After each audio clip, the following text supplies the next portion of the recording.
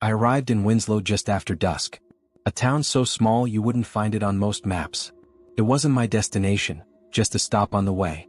Or at least that's what I told myself. The GPS had gone haywire miles back and my phone showed no bars. I figured I'd find a payphone, maybe a room for the night, and get my bearings in the morning.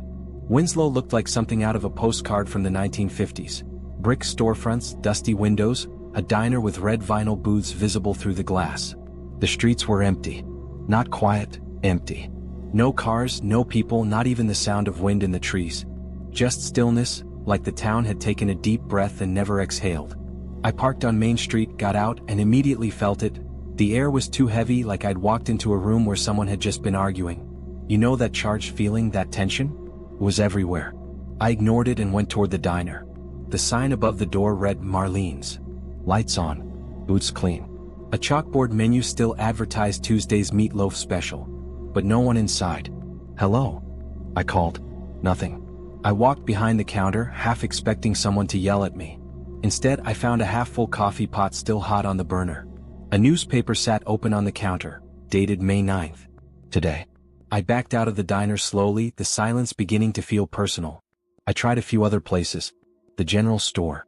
The library. Even the post office. Same story, lights on, everything in order, but no one in sight. It was like the people had just vanished mid-task. In the barbershop, clumps of hair still littered the floor beneath a chair. A broom leaned against the wall as if someone had stepped away for just a second. And yet, no bodies. No blood. No signs of panic. Just absence. I walked back to my car, but something stopped me. I couldn't say what. Instinct maybe. Or dread. I felt like if I turned my back to the town, it would do something. I sat in the driver's seat, shut the door, and locked it. My hands were shaking. I didn't believe in ghosts or aliens or whatever this was, but I was afraid in a way I hadn't been since childhood. A primitive fear, the kind that comes from knowing you're somewhere you don't belong. That's when I saw the boy. He stood at the far end of the street. Just a silhouette. Still as the buildings around him. Watching. I blinked and he was gone. I slept in the car that night, if you could call it sleep. The headlights of my dreams were flickering. Faces I didn't recognize staring at me with mouths open in silent screams. I woke with a start around 4 a.m. and decided I'd had enough. I turned the key. Nothing. Dead. Of course it was. I popped the hood, checked the battery, intact. Fuel gauge was full. Everything looked fine. It just wouldn't start. Like the town wouldn't let me leave. I set off on foot. At the edge of Winslow, the air changed again, heavier, thicker, like I was walking underwater. Trees grew denser. Paths narrowed. But after what felt like an hour of walking, I ended up right back on Main Street. That was the first time I screamed. Not in fear, more in frustration. I grabbed a rock and hurled it through the diner window. The shattering glass echoed too loudly, like the town didn't appreciate the noise. And then the lights went out. Not just in the diner. All of them. Total darkness. I ran, no direction, just away. I tripped, fell, scrambled up again. I swear I heard footsteps behind me, but when I turned, there was nothing. Only the blackness pressing in. Then a light. Faint. Flickering. It came from the church at the far end of town. I made my way there, stumbling over roots that hadn't been there the day before. Inside, a single candle burned on the altar. And next to it, a girl. She couldn't have been more than 16. Long dark hair. A dress from another era. She looked at me like she knew me.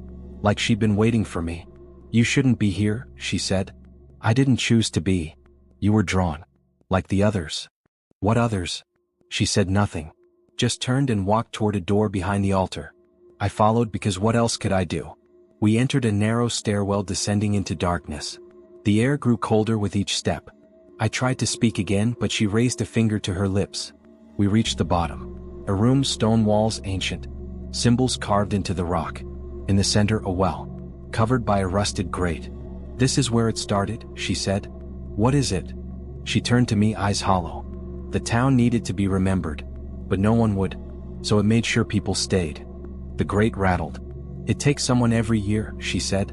"To feed the memory. To stay alive." I backed away. "You came here for a reason, didn't you?" she asked. "Something pulling at you?" I thought about it. I had felt something. A curiosity. An urge to take the back road, the unfamiliar path. "It calls to people who won't be missed," she whispered. The grate burst open. Something emerged.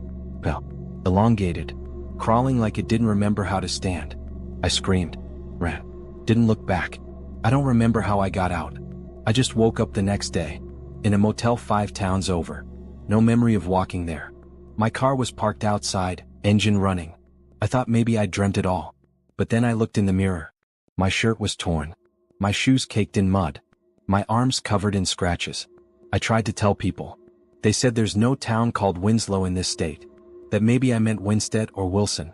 I tried looking it up. Nothing. But sometimes, just sometimes, I'll see it. On the edge of an old map. A blurry name. A smudge of streets. Winslow. Waiting. And here's the thing. I can feel it pulling again. Calling. And this time, I don't think I'll make it back.